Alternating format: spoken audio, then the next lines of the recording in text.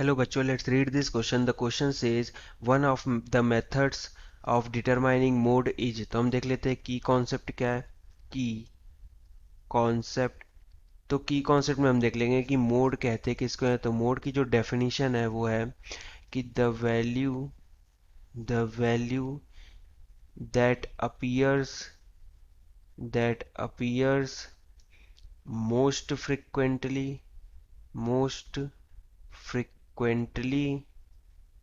In a data set.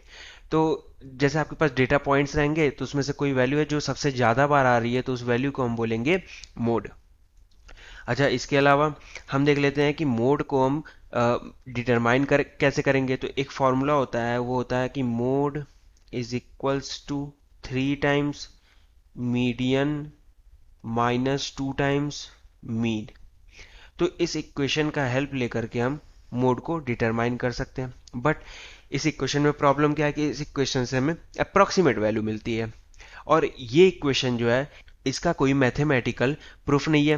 अच्छा, mathematical proof नहीं है का मतलब क्या हुआ कि ये जो रिलेशन है ये एक इम्पीरिकल रिलेशन है. इम्पीरिकल रिलेशन है.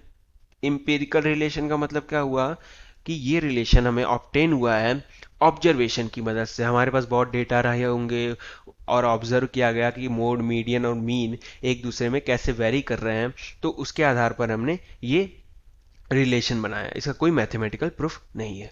So the final answer is option C. Mode is equals to 3 median minus 2 mean. Hope you understood it well. Best of luck. Thank you.